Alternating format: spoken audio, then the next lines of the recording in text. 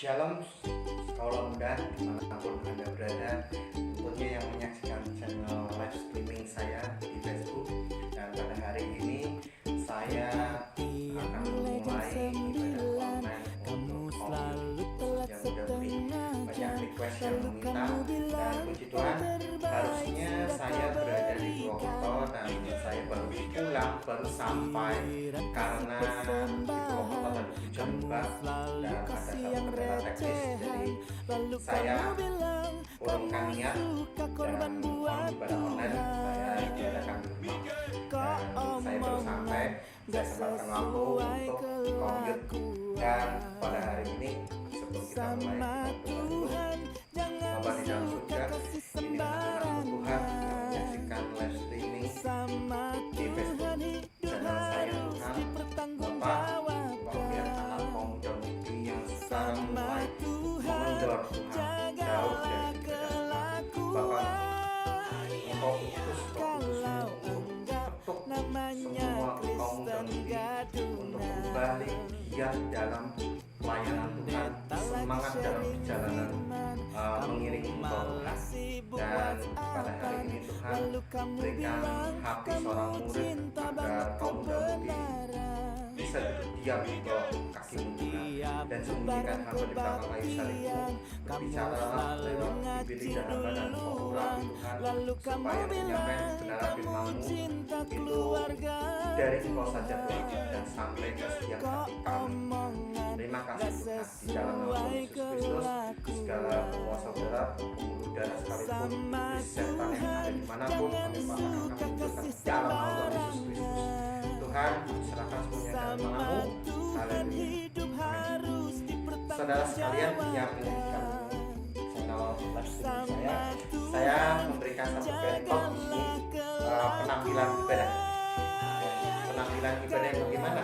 Nah, kita buka sama-sama, buka di Matius 15 ayat 1 sampai 19. Di sini adalah perintah Allah dan adat istiadat Yahudi. Kita buka Matius 15 ayat 1 sampai 19. Kemudian datanglah beberapa orang Farisi dan ahli Taurat dari Yerusalem kepada Yesus dan berkata, "Mengapa murid-murid-Mu melanggar adat istiadat nenek moyang kita? Mereka tidak membasuh tangan sebelum makan." Tetapi jawab Yesus kepada mereka, "Mengapa kamu pun melanggar perintah Allah demi adat istiadat nenek moyangmu? Sebab Allah berfirman, hormatilah ayahmu dan ibumu, dan lagi siapa yang mengutuki ayahnya dan yang pasti durhaka. Tetapi kamu berkata, barang siapa berkata atau kepada ibunya, apa yang ada padaku yang dapat digunakan untuk pemeliharaanmu, supaya digunakan untuk persembahan kepada Allah, orang itu tidak wajib lagi menghormati bapaknya atau ibunya. Dengan demikian firman Allah, kamu nyatakan tidak berlaku demi adat istiadatmu sendiri. Hai orang munafik, benarlah nubuat Yesaya tentang kamu. Bangsa ini memuliakan aku dengan bibirnya, padahal hatinya jauh daripadaku. Percuma mereka beribadah padaku, sedangkan ajaran yang mereka ajarkan ialah perintah manusia." Lalu Yesus memanggil orang banyak dan berkata kepada mereka, Dengar dan camkanlah, bukan yang masuk ke dalam mulut yang menajiskan orang, melainkan yang keluar dari mulut, itulah yang menajiskan orang. Maka datanglah murid-muridnya dan bertanya kepadanya, "Engkau tahu bahwa perkataanmu itu telah menjadi batu sandungan."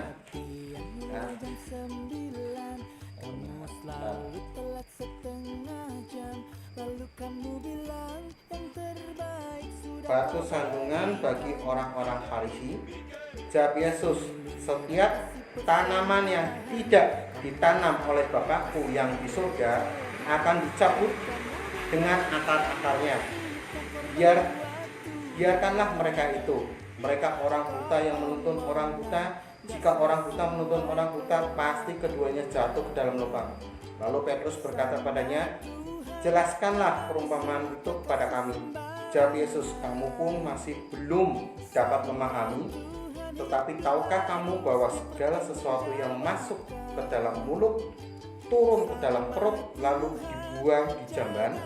Tetapi apa yang keluar dari mulut berasal dari hati, dan itulah yang menajiskan orang. Karena dari hati timbul segala pikiran jahat, pembunuh, perzina, percabulan, mencuri, sumpah palsu, dan hujat. Demikian firman Tuhan. Saya akan mengambil satu rangkuman dalam sebuah seminar. Dipaparkan tentang kondisi ibadah kaum muda-mudi yang cenderung menurun secara kuantitas.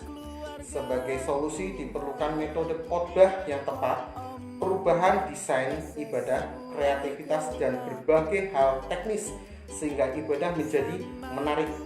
Namun pada penutupan seminar dinyatakan bahwa ibadah bukan hanya masalah teknis, tetapi masalah hati dan relasi antara Tuhan dan umatnya yang diwujudkan dalam ketaatan hidup sehari-hari. Nah, saudara sekalian, kenapa pada malam hari ini saya live streaming untuk kaum muda-mudi, dimana tentang penampilan ibadah. Nah, sekarang banyak kaum muda-mudi yang awalnya semangat. Mereka sebetulnya coba bapak ibu yang punya putra putri di usia 12 sampai 17 atau 18 tahun, coba tanya, kamu bekerja, motivasi kamu apa? Tanya kan. Kalau enggak cewek, teman, ya kan?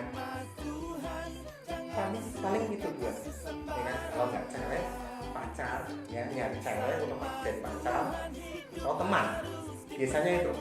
Nah, di sana lah mereka memiliki satu komunitas. Nah, sebetulnya dalam ibadah itu yang membuat satu kehancuran bagi kaum muda-mudi adalah soal percintaan, ya kan? Percintaan itu membuat seseorang hancur karena iblis menggunakan seperti itu, dan dimana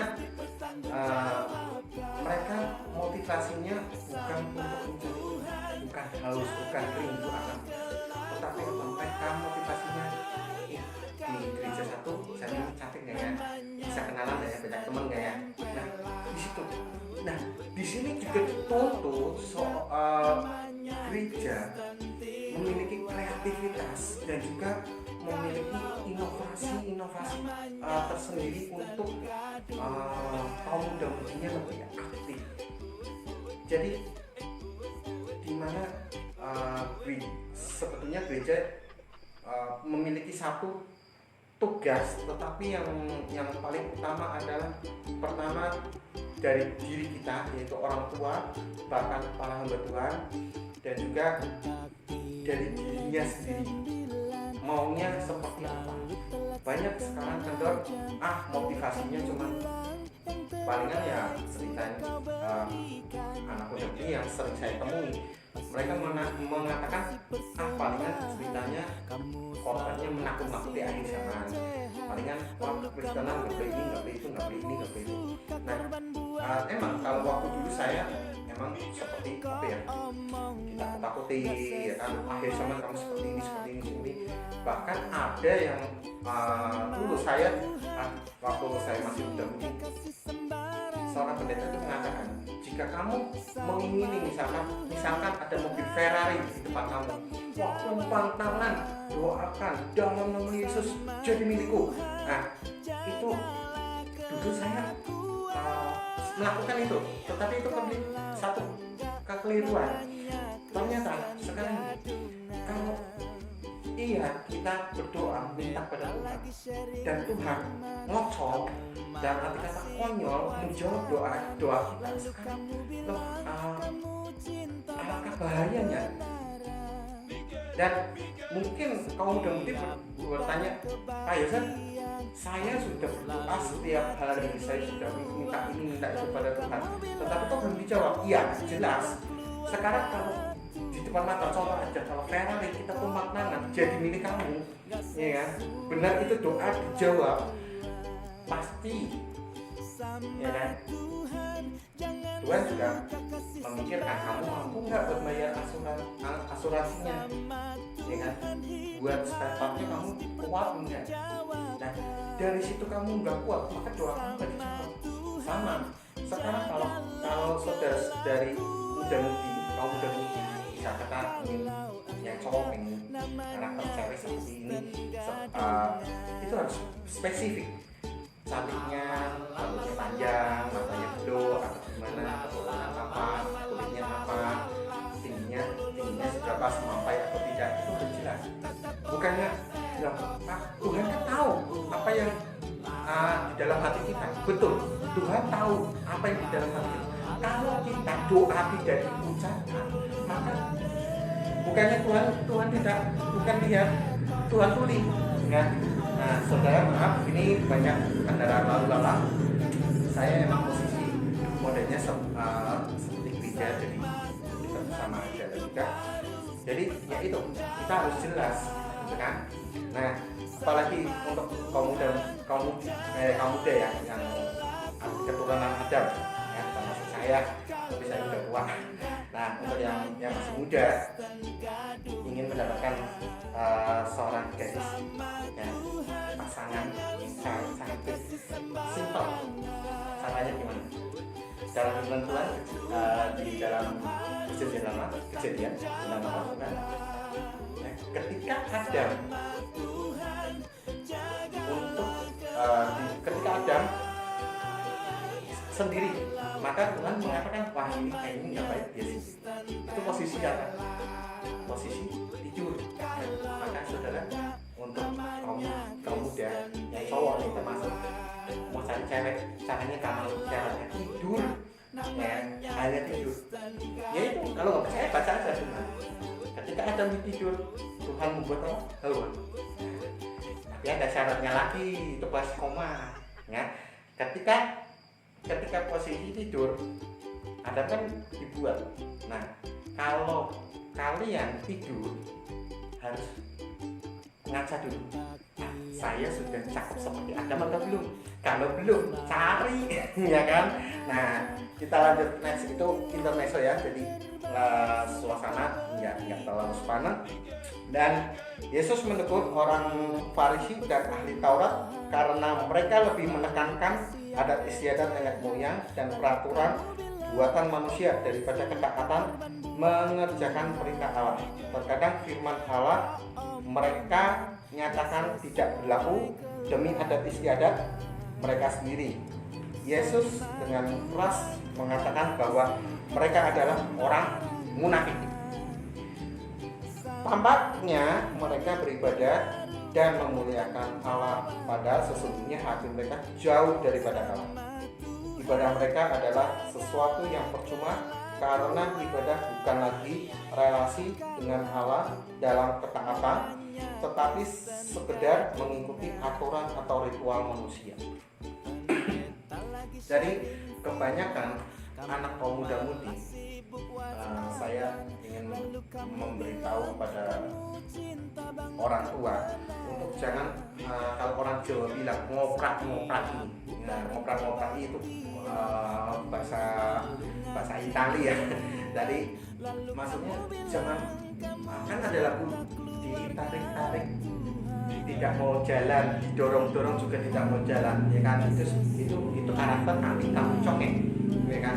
Nah, karakter kambing itu ditarik nggak mau, didorong nggak mau. Nah, yang mau gimana? Ditapuk jangan, ditapuk dia juga nggak mau dan kita itu apa, disogok panahnya, itu baru mau jalan. Tetapi kita nggak bisa, zaman sekarang kita nggak bisa orang tua melakukan seperti itu, tetapi dengan cara pengertian, ya kan? Nah, bagaimana Pak biar anak saya mau kembali untuk ibadah, untuk cinta Yesus lagi? Nah, kitanya, pribadi kita, orang tua, kita memberikan satu contoh dan teladan dan sekali, karena simpel, sebagai keluarga sering nggak kita berdoa bersama tiap malam, sharing dengan firman Tuhan, terus berjalan atau enggak, ya. Dari situ diciptakan dari awal. Nah, kalau dari situ sudah, nah maka itu pendekatan kepada seorang hamba Tuhan atau gembala yang ada di gereja sana. Dan juga bahayanya untuk muda-mudi ya, untuk muda-mudi, kalau bahayanya kalau kalian tidak melakukan komunitas dalam gereja yang positif, kalian akan cenderung nantinya itu iblis bisa menguasai kalian. Adanya nanti seperti LGBT ya, tahu ya, LGBT, narkoba. Terus saya sering sekali seminar ke SMK, SMA untuk tentang seminar LGBT dan narkoba, bahkan yang lain-lain. Dan di situ satu begitu terjerumus susah ya kan? Apalagi saya juga pelayanan di Nusa Kambangan. Kalau saudara lihat ini foto di belakang saya, ini ada foto di Nusa Kambangan. Di situ banyak orang-orang yang narkoba ya. Dan apalagi yang suka nge-gym ya. Yang suka nge-gym mayoritas 85% sampai 90% itu kebanyakan apa? Bencong. Nah, nggak percaya, hari ini malam minggu, saudara kalau ya ingin bukti, saudara bisa ke mall. Di mana tempat? Ya, apalagi di Jakarta tuh banyak. Saya tahu ya, artis Mongol Stres ya, tahu ya. Nah, Mongol Stres itu sahabat saya. Dulu dia seorang evangelis, dia penginjil. Dan puji Tuhan, ketika saya diundang ke Jakarta, ini satu cerita. Saya melihat ada seorang anak Tuhan ya, mereka habis ibadah nih, habis ibadah. Saya ketemu dia ketemu mau begini. Sudah ibadah, oh ya sudah ini. Terus firmannya apa ya? Gini, mereka lupa. Dan begitu mereka jalan, ada segerombolan anak Tuhan juga, badannya suspek besar. Nah, mau mengajarkan sama saya untuk mengetahui itu cowok bener-bener cowok atau cowok jadi-jadian gampang. Kalau cowok dipanggil, "Hey bro," dia balikan. Nah, ini saya panggil bukan bro, tetapi Cil, dia balik nengok, "Hai." Loh, saya kaget, bodinya suspek besar. Begitu dipanggil Cil. Nah, sekarang saya miris sekali pada mereka habis pulang dari ibadah di satu mall. Mereka ibadahnya apa? Yesus keras mengatakan bahwa mereka adalah orang munafik. Tampaknya mereka beribadah dan memuliakan Allah, padahal sesungguhnya hati mereka jauh daripada Allah. Nah, Bapak Ibu saudara sekalian menyaksikan tema saya, khususnya orang tua, apakah kita tega melihat anak kita sampai dikatakan Tuhan, kalian beribadah tetapi hati kalian tidak kepada namanya Kristen gadung, tetapi sekedar mengikuti aturan Tuhan. Jadi ibadah itu ketika kita diselamatkan, kita itu harus berdoa itu untuk mendekatkan kita kepada Tuhan. Jadi lebih penting. Jadi nanti setiap hari kita doa itu bukan satu aturan atau ritual, tetapi apa? Udah habit, kebiasaan kita. Sekarang kalau kita udah biasa doa dekat sama Tuhan, jangan cuma sangat termehek-mehek. Biasanya anak cewek muji-muji ya, mehek-mehek, "Tuhan, aku diputus pacarku selingkuh." Baik ya. Di saat ada masalah, termasuk kita loh ya, ini saya puji Tuhan, Roh Kudus memakai saya menyentil untuk orang tua, yang tua juga. Di saat lagi ada masalah, disentuh, senang, begitu happy, dapat uang segini.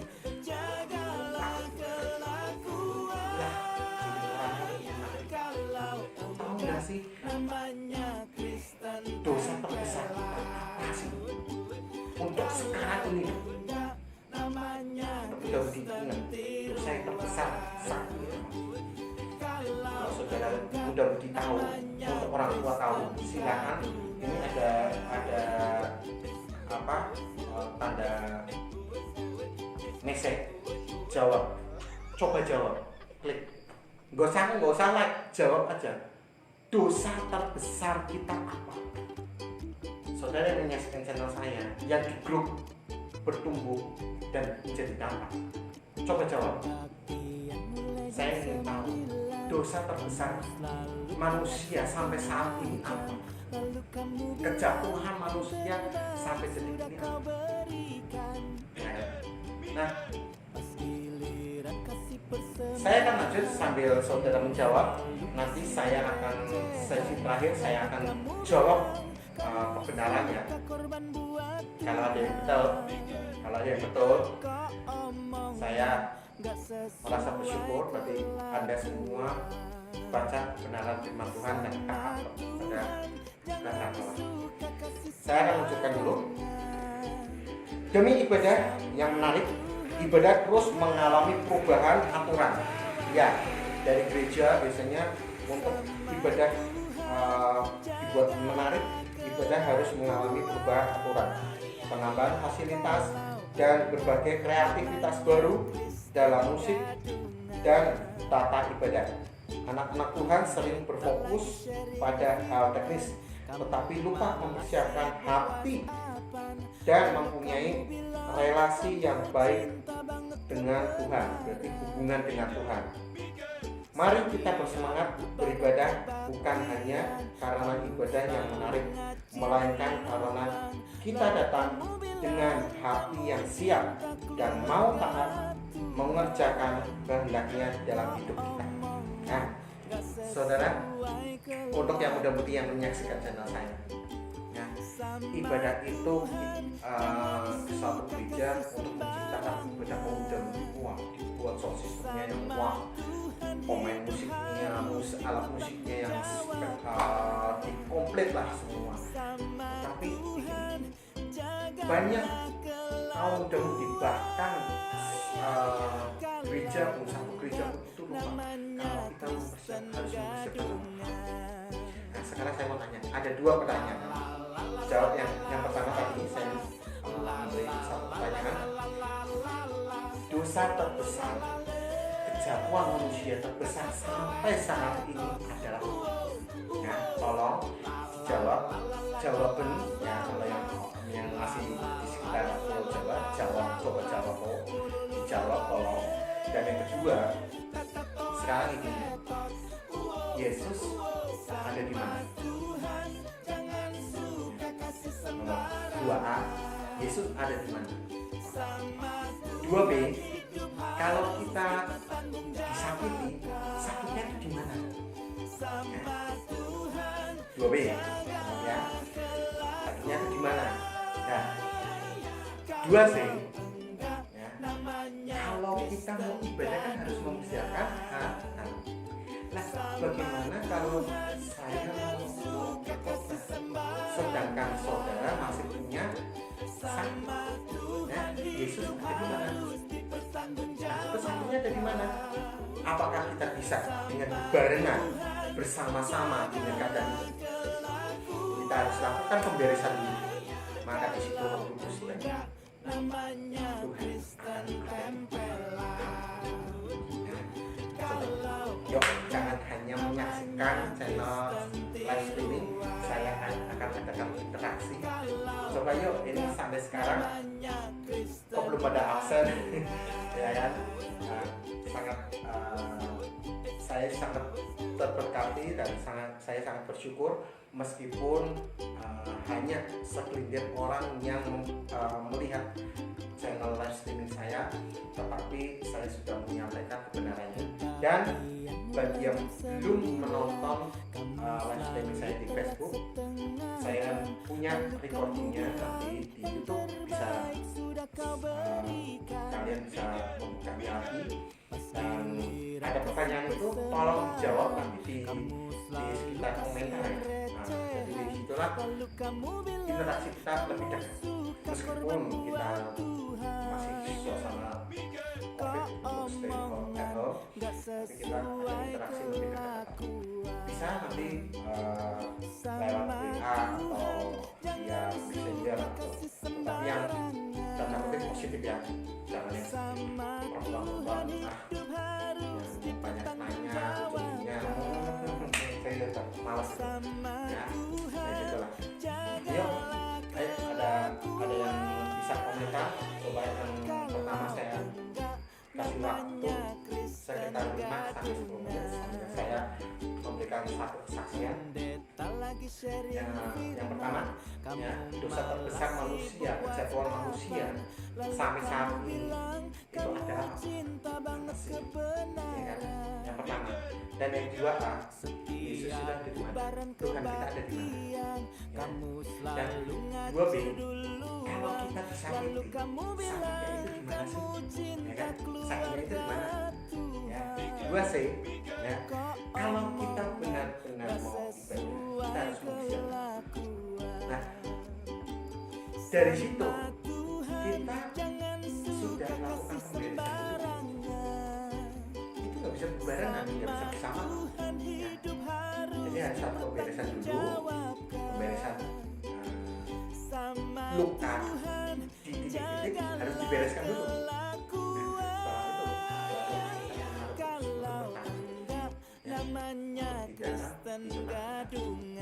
Dan di sini saya memiliki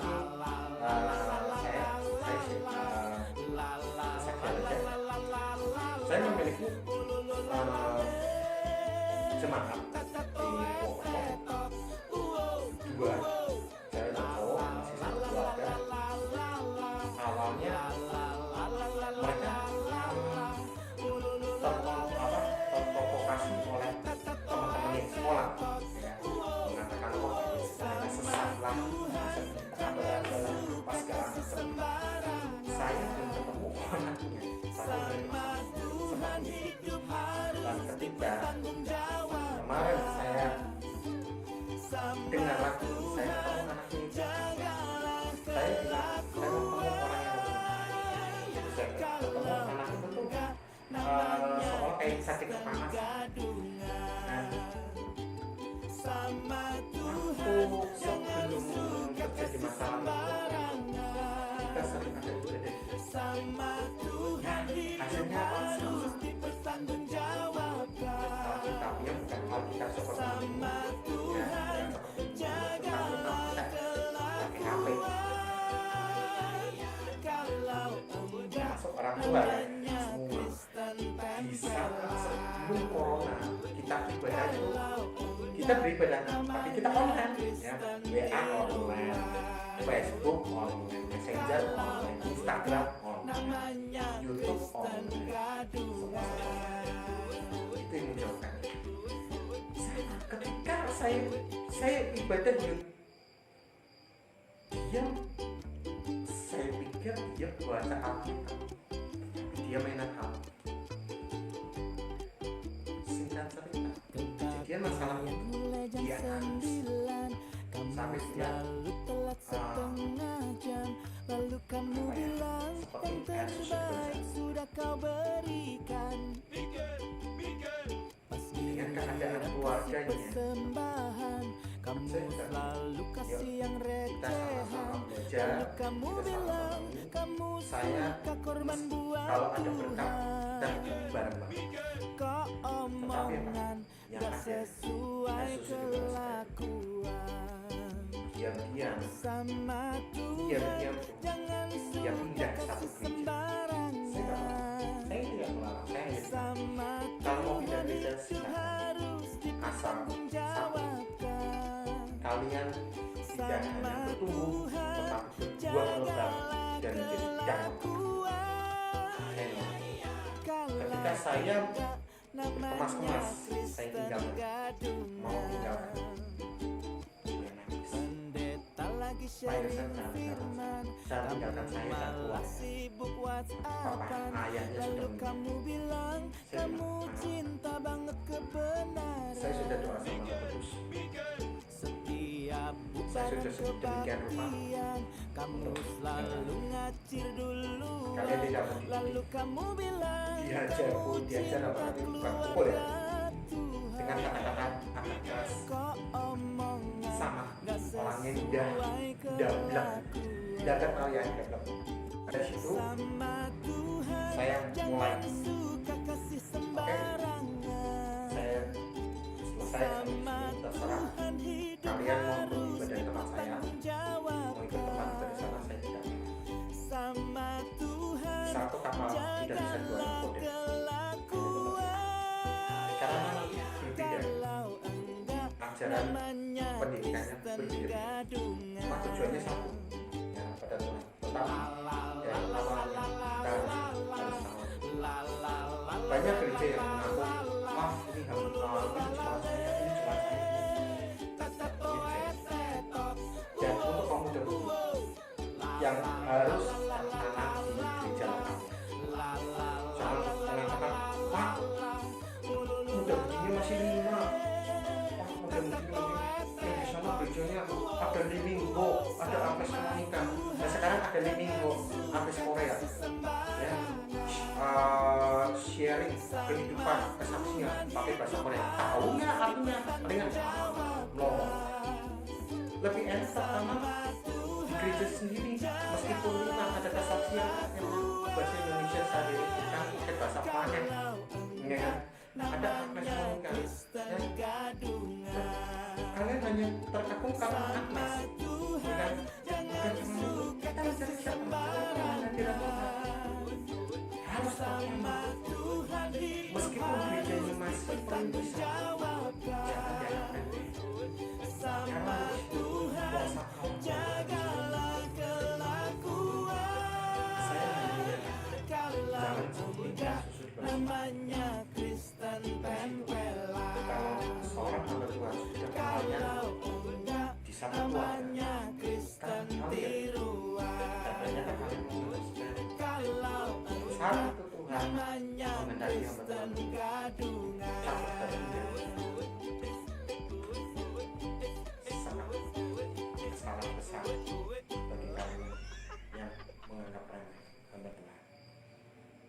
Oke, tanpa panjang lagi, saya mengambil satu kesimpulan. Penampilan ibadah kita tidak selalu mencerminkan kondisi relasi kita dengan Tuhan. Sekali lagi, penampilan ibadah kita tidak selalu mencerminkan kondisi relasi kita dengan Tuhan. Ya, jadi kita harus benar-benar mempersiapkan diri kita, hati kita, untuk benar-benar mencari hubungan relasi dengan hubungan. Tahu ya kira-kira hubungan intim. Kalau untuk kaum muda mungkin pasti tahu lah kalau hubungan intim. Tetapi ini hubungan intim secara positif ya, hubungan kita dengan Tuhan. Di belakang saya tahu ya, mudah-mudahan ya, ada salib ya. Nah, ini posisi kita di bawah. Hubungan kita dengan Tuhan bagaimana hubungan relasinya lebih baik kalau hati kita masih ada kepaikan ya. Sebenarnya kita harus benar-benar beres. Yuk kau muda-mudi bangkit semangat untuk benar-benar cari wajah Tuhan dimanapun kalian berada, baik di denominasi gereja apapun hubungan intim dengan Tuhan. Terus doa apa yang menjadi pergumulan, apa yang menjadi keinginan ya, bawa dalam doa. Dan jika semua karunia-karunia kalian dapat, jangan kalian pernah berkata harus dipuji, karena dalam dunia pujilah aku Tuhan, cobalah aku Tuhan, selidiki hatiku dan matiku, mataku tertuju padamu. Siapapun puji, jangan saya dapat penglihatan nih begini, saya ini, langsung pintar komen langsung di Facebook. Allah Tuhan langsung malah mau balik. Jangan seperti itu. Kalau kalian sudah sekolah teologi ya,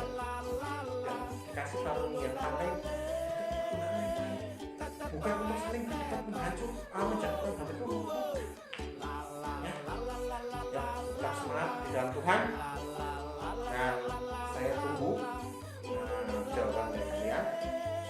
Saya akan kasih jawabannya.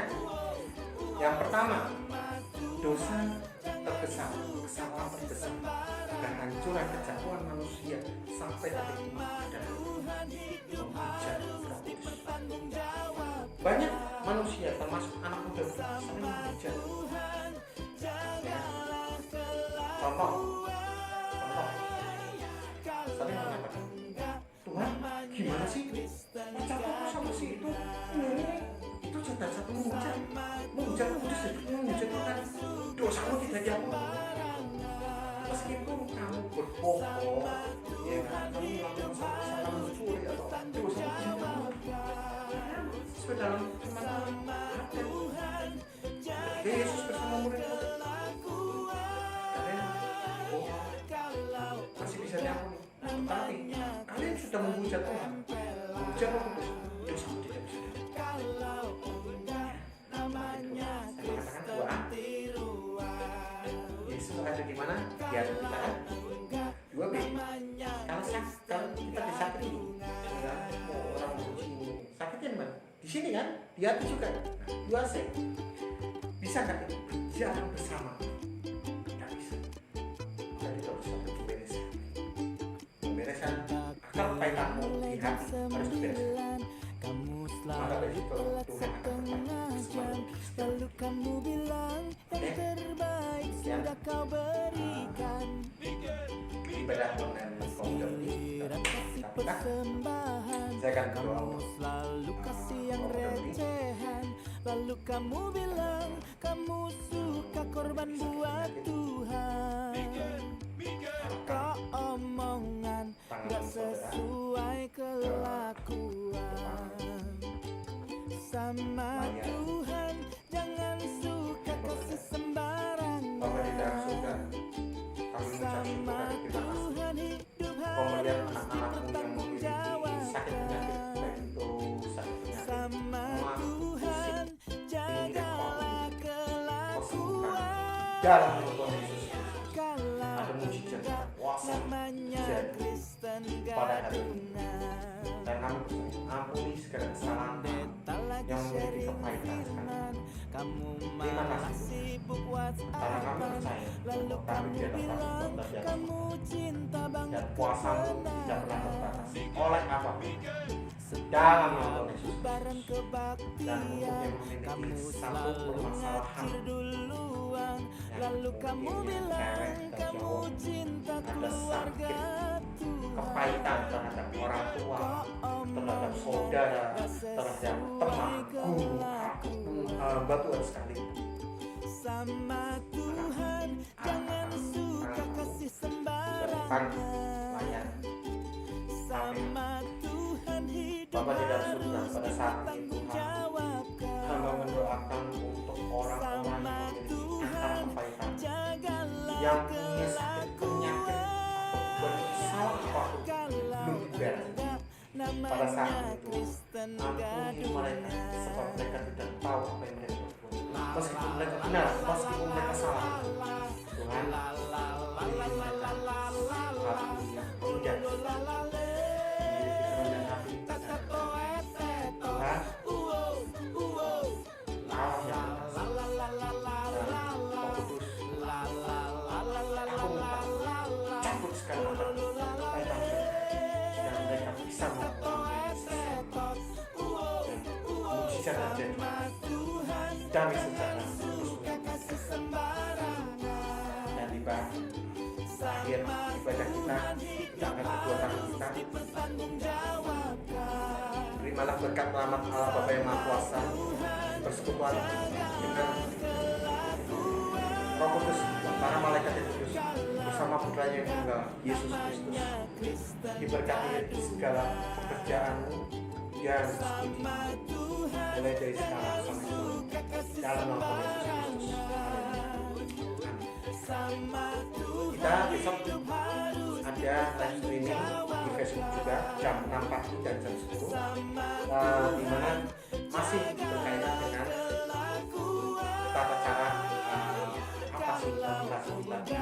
Jangan lupa saksikan di live streaming Facebook besok, dan juga bisa juga disaksikan di live di Instagram ya. Atau yang nggak sempat silahkan buka di YouTube, itu ada rekodnya. Nah, itu khusus untuk kami. Shalom.